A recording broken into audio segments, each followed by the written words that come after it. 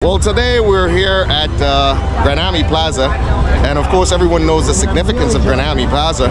It represents the triumph of the Union, so I think it's quite fitting to meet some people here today and ask a couple of questions about the anticipated elections and their thoughts pretty much on what's going on. So I have with me today Marty, Jill. How are we doing today, Marty and Jill? Great. Pretty good. We voted. Oh, you already voted? Awesome. Oh my goodness, awesome. So isn't it amazing? Well, I have to say, when I filled in that circle for Kamala Harris.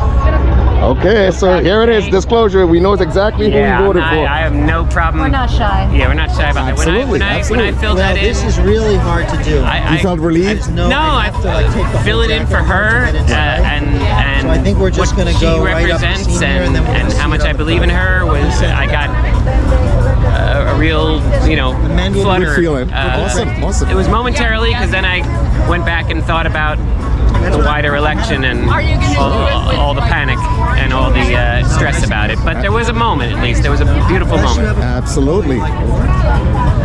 Yeah, I feel a little numb, to be honest. I mean, just an expression. in anticipation, I'm like trying to stay calm, and sometimes it's calm, sometimes I have to numb myself. Oh, I got you. You don't want to get too excited and worried about it. Or nervous, or but voting felt great. Absolutely. It's a fundamental right of every citizen. And also just sort of being there with the community. It's a very special thing to be in line and know everyone's there for the same. Absolutely. So Marty, what do you say to people? What you felt was a compelling argument by Kamala Harris for your vote? What was the most compelling argument, Well, I think she actually cares about people other than the very, very wealthy and corporations. I think she actually cares about helping people. Already, the Harris and Biden administration is not publicized a lot and has done so many things to help people.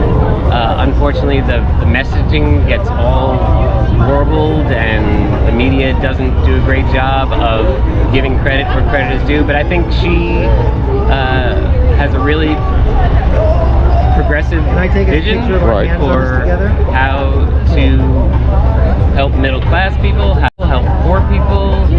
Again,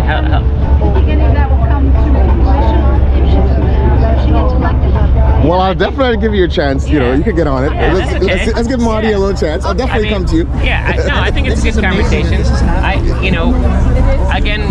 I'm obviously way beyond calculation, way more hopeful about an administration of Kamala Harris than the alternative. So let me I'll ask your wife. I don't want to be presumptuous, but what do you say to some people who say the chauvinists, the misogynists who say a woman is not up to the job of running America? What do you say to them?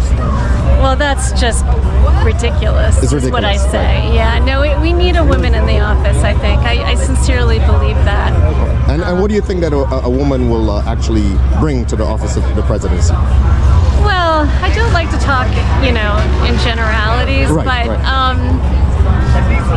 a woman, it's a needed perspective. It's a needed perspective. I got you. Then what do you say to the guys who said, there was a commander of the Navy ship in New Zealand, here's an opportunity for women to show exactly what they're made of, and the ship sunk.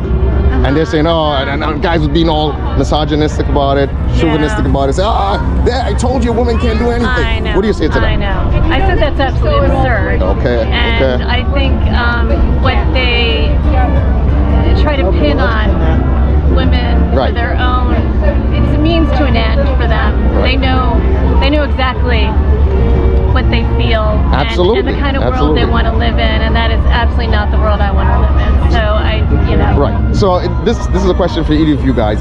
What would you say to people who say it's such a critical time in the world right now? I mean, we know what's happening in the world, and some may say, okay, well, post 2020, the world unraveled. A across the globe. Oh, is 2020 the world? Yeah, post 2020. Okay. So, and some may say, well, hey, it's the Biden, it happened on the Biden and Harris administration watch. What do you say to them? Do you think that they bear some responsibility for what has happened in the world recently? Of course, anyone who's in a position of power, you know, has responsibility. I mean, certainly when it comes to Israel and Palestine, I don't agree at all with the Biden administration and their approach to that.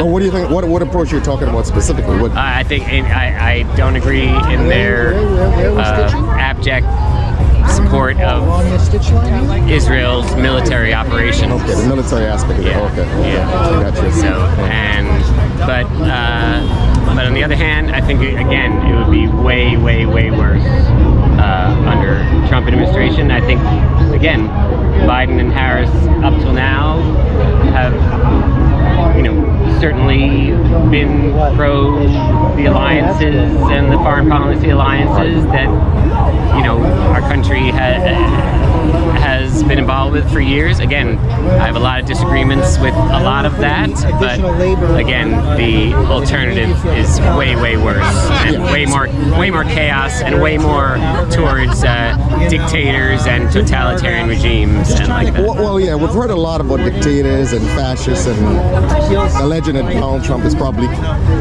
like those guys.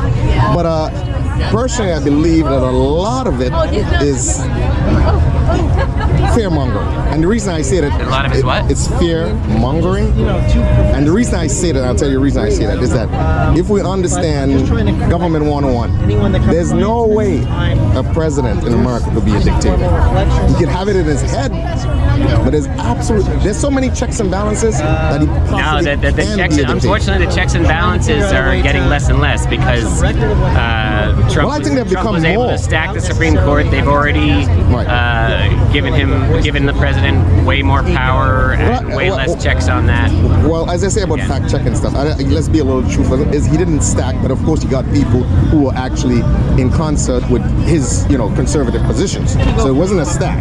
Yeah, well, actually, not true, because at the end of the Obama administration, when he had the right to select a Supreme Court nominee, he was blocked from doing that in a way that was not pro-democracy at all. Right. I don't think it's fear-mongering at all to say that a second Trump administration. Yeah, it's just that I understand and I appreciate it. Fear-mongering. You appreciate your position, and as I said, if you just look at the whole structure of the American government, there's so many checks and balances. I just can't see any president being dictatorial. It's like real time. I think it's just all impossible I think it's all to a matter of achieve. degrees, and again, degrees. Okay. The more power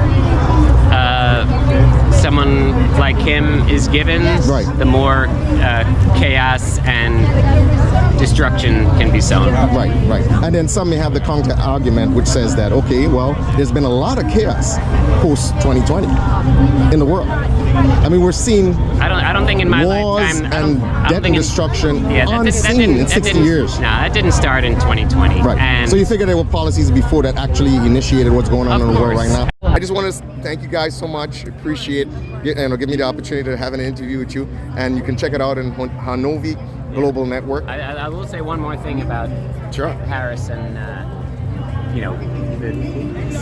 significant contrast, which we certainly is that when in terms of women having control over their bodies, and the right to choose what they want to do with their bodies, what they want to do in terms of abortion rights. Sure. That's very significant for Harris supporters. Obviously, there's no comparison. Again, already Donald Trump is responsible for the abortion ban, the ban on abortion, and they're not going to stop there. Yeah. Well, of course, I think many people are familiar with the conservatives' position on abortion, and of it's course more than that.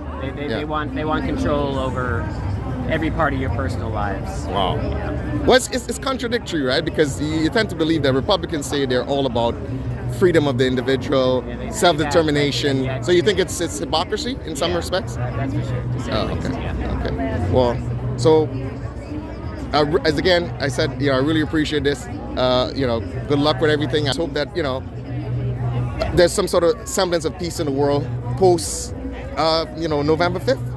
Hopefully we'll see what happens. All right. Take care, guys. Nice meeting you. Appreciate it.